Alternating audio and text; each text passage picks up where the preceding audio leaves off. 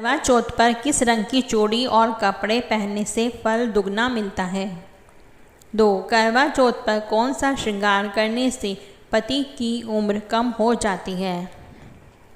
एक समय की बात है, एक नगर में एक गरीब स्त्री अपने पति के साथ रहती थी। उस स्त्री के पति का स्वास्थ्य हर समय खराब रहता था। वह स्त्री घरों में काम करके अपने जीवन का गुजारा करती थी। उस स्त्री ने जितना हो सका, जैसा भी हो सका, अपने पति का इलाज करवाया, लेकिन उसे कोई लाभ नहीं मिला। फिर एक दिन वह स्त्री पूजा पाठ करने के लिए एक मंदिर में जा रही थी, तो वापस लौटते समय उसकी मुलाकात कुछ सुहागन स्त्रियों से हो जाती है।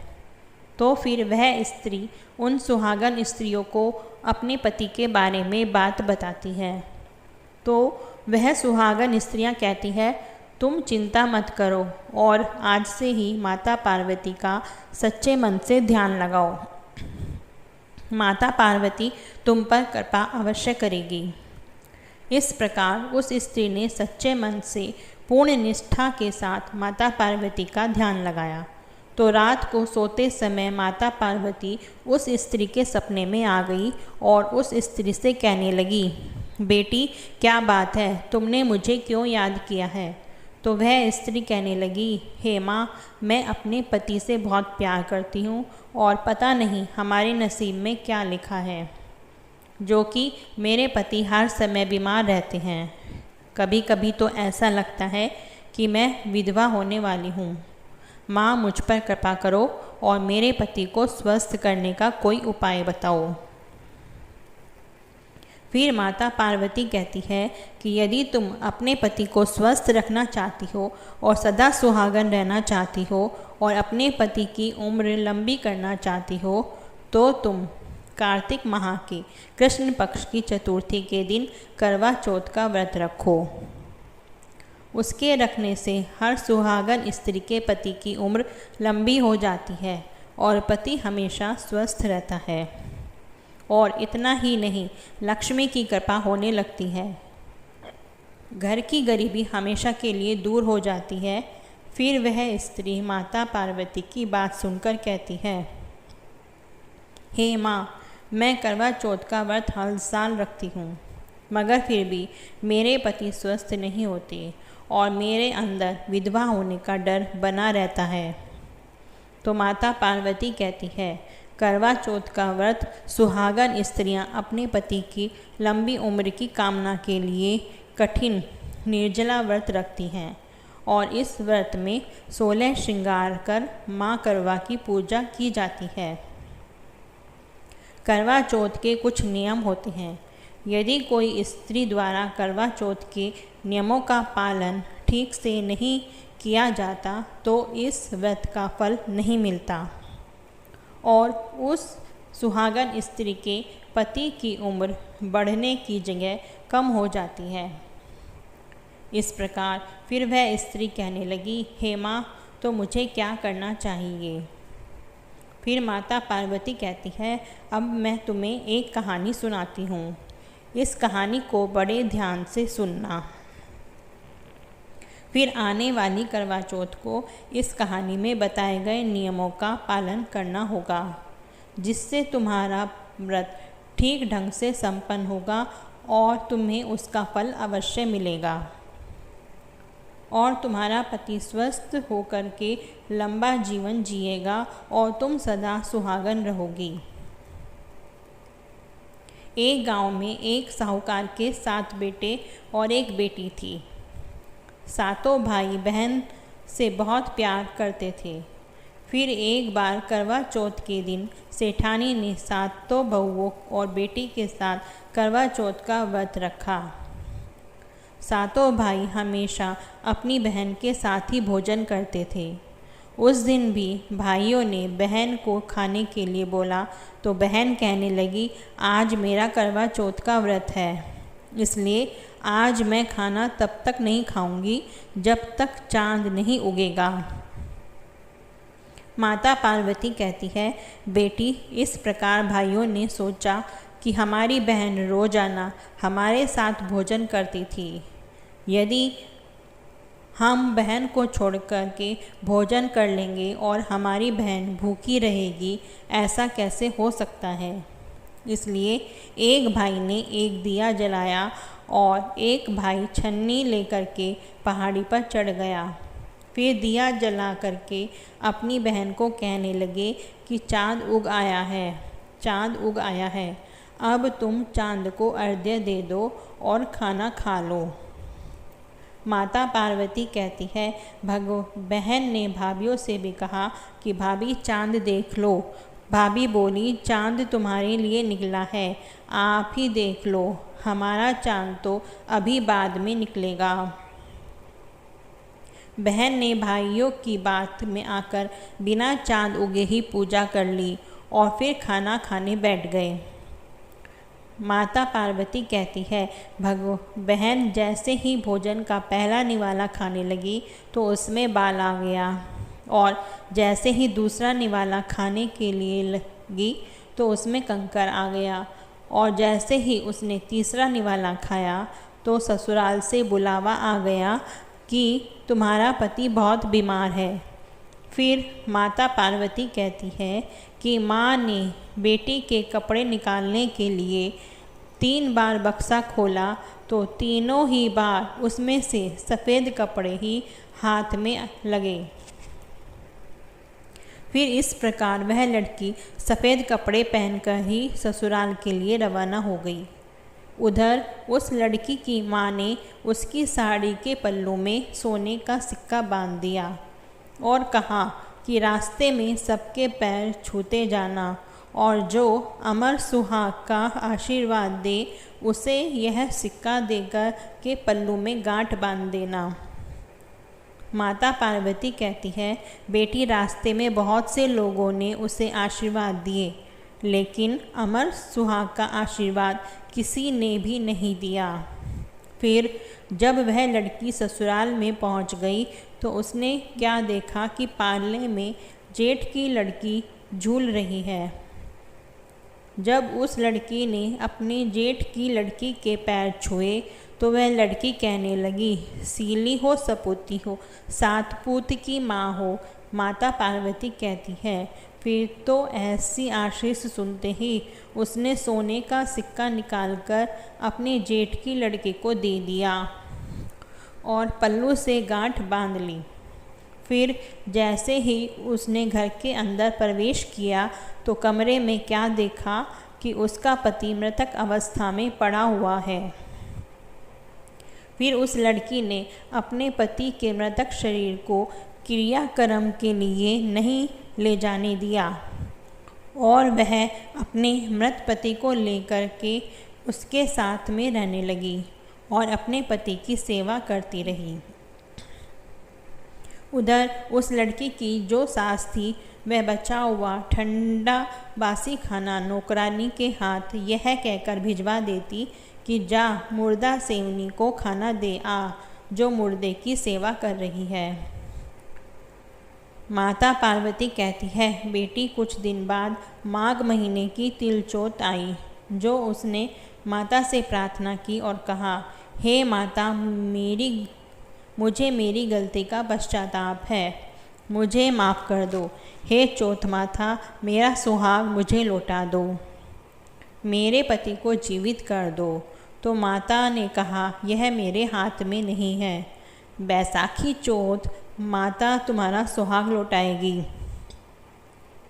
माता पार्वती कहती है, बेटी फिर बैसाखी चौथ पर उसने प्रार्थना की तो माँ ने कहा, भादुड़ी चौथ माता तुम्हारा सुहाग तुम्हें देगी। फिर भादुड़ी चौथ माता से प्रार्थना करने पर उन्होंने कहा कि सबसे बड़ी कार्तिक चौथ माता की नाराज़गी के कारण तुम्हारे साथ यह हो रहा है। उन्हें प्रसन्न करने के पर ही तुम्हें जो चाहोगी वो तुम्हें मिलेगा। माता पार्वती कहती है, बेटी इस प्रकार कार्तिक महीने में चौथ माता स्वर्ग से उतरी तो गुस्से में कहने लगी कि तुमने करवा चौथ व्रत में 2 गलतियां की हैं, इसलिए तुम विधवा हुई हो। पहली गलती तुमने की कि तुमने बिना चांद उगे ही पूजा कर ली और खाना खा लिया। दूसरी गलती यह है कि कुछ श्रृंगार भूलकर भी सुहागिन स्त्री को करवा चौथ में नहीं करने चाहिए, वह तुमने कर लिए। जो भी स्त्री इन दोनों गलतियों को करती है उसके पति की उम्र कम हो जाती है और उसके घर में दरिद्रता आ जाती है। फिर वह स्त्री माता पार्वती से कहती है, माँ, कैसा श्रृंगार नहीं करना चाहिए और कैसे वस्त्र धारण नहीं करने चाहिए और करवा चौथ व्रत के क्या नियम हैं, आप मुझे बताने की कृपा करें, जिससे मेरे पति स्वस्थ हो सकें और मैं सदा सुहागन होकर के जीवन जी सकूं। माता पार्वती कहती है, यदि कोई भी इस सुहागिन स्त्री करवा चौथ का व्रत रखती है तो उस दिन उसे सूर्य उदय से पहले उठ करके स्नान कर लेना चाहिए और इसके साथ ही इस व्रत में दिन में सोना नहीं चाहिए और ना सरगी लेने के बाद में भोजन करना चाहिए। तब माता पार्वती आगे कहती है, बेटी, करवा चौथ व्रत के दौरान हर सुहागिन स्त्री को काले अथवा सफ़ेद रंग के कपड़े और काले या सफ़ेद रंग का श्रृंगार नहीं करना चाहिए, क्योंकि काला और सफ़ेद रंग इस व्रत के लिए पूरी तरह से वर्जित है। यदि फिर भी कोई स्त्री काले या सफ़ेद रंग का श्रृंगार करती है और वह स्त्री सदा सुहागन होकर के जीवन नहीं जीते, फिर माता पार्वती आगे कहती है, बेटी, व्रत के दौरान ऐसा करने का बहुत ही महत्व है। ऐसे में करवा चौथ के व्रत के दिन स्त्री को सफ़ेद रंग की वस्तुएं जैसे सफ़ेद कपड़े, सफ़ेद मिठाई दान नहीं देना चाहिए। माता पार्वती आगे कहती है, बेटी, करवा चौथ के व्रत के दौरान सुहागिन स्त्री को झूठ नहीं बोलना चाहिए और किसी को अपशब्द नहीं बोलना चाहिए। इस दिन भूल कर भी किसी का अपमान नहीं करना चाहिए। ऐसा करने से व्रत का फल नहीं मिलता और उसके पति की उम्र कम हो जाती है। अब माता पार्वती अंत में कहती है, बेटी, करवा चौथ व्रत में नुकीली चीज़ के इस्तेमाल से बचना चाहिए। जो सुहागन स्त्री करवा चौथ का व्रत रखती है उसे इस दिन सुई धागा, कढ़ाई सिलाई का काम बिल्कुल नहीं करना चाहिए, अन्यथा इस व्रत का फल नहीं मिलता। माता पार्वती कहती है, बेटी, फिर इस प्रकार उस स्त्री ने नियम अनुसार श्रृंगार करके और वस्त्रों को धारण करके करवा चौथ का व्रत रखा और करवा चौथ माता के पैर पकड़कर क्षमा मांगी और विलाप किया। मुझे इतना बड़ा दंड मत दो, मेरा सुहाग मुझसे मत छीनो, आप जग की माता हो, सबकी इच्छा पूरी करने वाली हो, मेरी बिगड़ी बनाओ, मेरा सुहाग मुझे लौटा दो, मेरे पति को जीवित कर दो। फिर इस प्रकार करवा चौथ माँ ने खुश होकर उस स्त्री के पति को जीवित किया और उस स्त्री को सदा सुहागन रहने का आशीर्वाद प्रदान किया। माता पार्वती कहती है, इस प्रकार उस स्त्री का पति उठा और बोला, मुझे बहुत गहरी नींद आ गई थी। तब फिर उस स्त्री ने अपनी पति को सारी बात बताई कि वह 12 महीने से उसकी सेवा कर रही थी और करवा चौथ माता ने उसका सुहाग उसे लौटाया है। फिर उसके पति ने कहा, हमें चौथ माता का उद्यापन करना चाहिए। उसने चौथ माता की कहानी सुनी और उद्यापन करके चूरमा बनाया और फिर दोनों खा पीकर चौपड़ खेलने लगे। उनके लिए नौकरानी खाना लेकर आई तो यह देख करके तुरंत जाकर अपनी मालकिन को बताया कि उसने आज तो नया नज़ारा देखा है कि बहू रानी जिस मृतक पति की सेवा करती थी, आज उसका पति जीवित हो गया है, जो मैंने अपनी आँखों से देखा है। फिर तो जब सासू ने अपने बेटे को जब जीवित देखा तो वह बहुत खुश हुई। फिर बहू से पूछा कि बहू, यह सब कैसे हुआ? तो बहू ने सास के पैर छुए और बताया कि यह करिश्मा चौथ माता के आशीर्वाद का है। फिर वहाँ पर सभी लोग चौथ माता की कृपा देखकर बहुत खुश हुए। फिर सभी स्त्रियों ने अपनी पति की लंबी आयु के लिए व्रत रखने का प्रण किया और कहा, हे चौथ माता, जैसे साहूकार की बेटी का सुहाग तुमने अमर किया है, वैसा हमारा सुहाग भी अमर करना। उस स्त्री ने आने वाली करवा चौथ को विधि विधान से श्रृंगार धारण किया और फिर उसका पति जो अस्वस्थ रहता था वह पूरी तरह से स्वस्थ हो गया और घर की गरीबी हमेशा के लिए मिट गई।